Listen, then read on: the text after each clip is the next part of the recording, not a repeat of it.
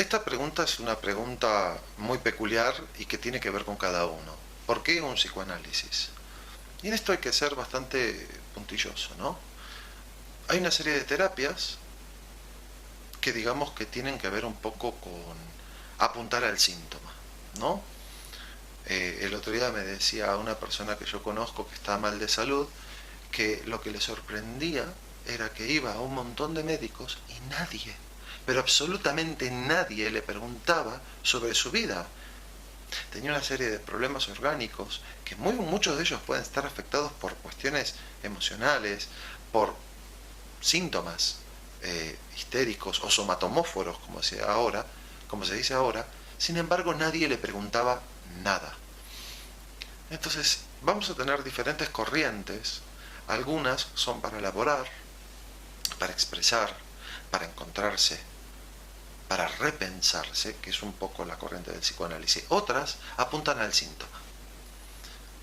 Es decir, la persona, vamos a ponerle, tiene fobia a un perro y van a tratar de curar la fobia al perro.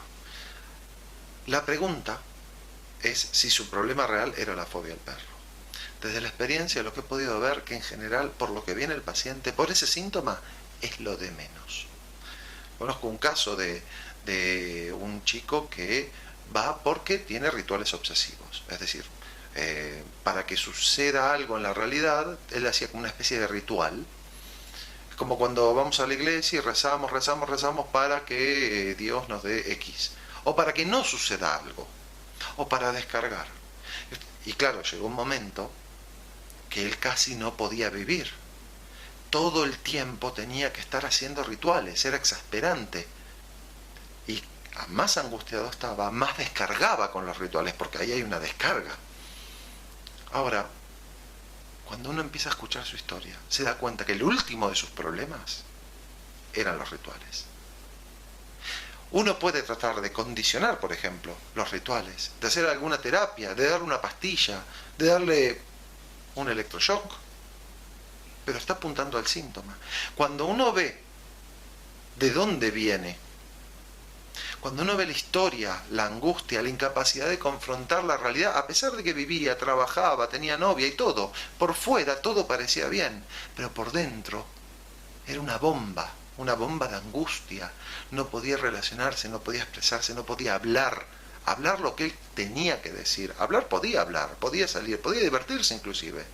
Sin embargo, como él manejaba sus vínculos con los demás, y la angustia era tan grande que él no podía acceder, no hacer que su vida fuera de él, la vida de él era del padre, ¿no? Era una persecución constante, un terror constante.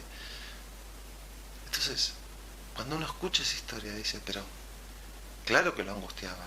¿Pero qué es lo que lo angustiaba? Como dije en otro vídeo, lo que él angustiaba era tener que hacer tantos rituales que no le dice el tiempo, y si no le daba el tiempo, la angustia era tanta que lo hacía explotar. Explotar en un nivel figurativo, es decir, la angustia era más que la descarga que producían los síntomas, pero su problema era otro. Después de un año y medio, 2, el chico ya no tuvo nunca más ningún ritual y no se le condicionó ninguno. Entonces, ahí ya depende de cada uno. Si alguien dice, tengo un síntoma y yo quiero sacarme el síntoma para seguir enfermo, pues vale, está en su derecho. También está en su derecho de no quejarse el día de mañana, ¿no? Esto es como todo. Y en el análisis que se hace es al revés.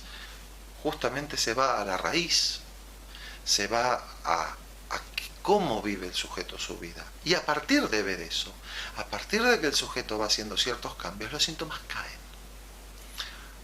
Vamos a decirlo así, en vez de podar un árbol, vamos a poner que el árbol es lo malo, se queja de las hojas y el árbol es, entre comillas, malo. Entonces, bueno, algunos las podarán y otros directamente le dirán, no, mira, si quitas las raíces, lo demás va a caer solo o se va a secar el árbol, ¿no? Simbolizándolo como algo malo. Entonces, ¿por qué un análisis? También porque en el día de hoy, en la sociedad actual, todos necesitamos de alguna manera un espacio para existir, un espacio para escucharnos, un espacio para poder parar un poco este barullo, este ruido este ruido constante y este rebotar con unos, con otros, siempre estar frente a la mirada del otro que nos hace reaccionar de una u otra manera, pero no poder parar y hablar de lo que cada uno tiene que hablar, que no necesariamente es lo mismo que se habla con los demás.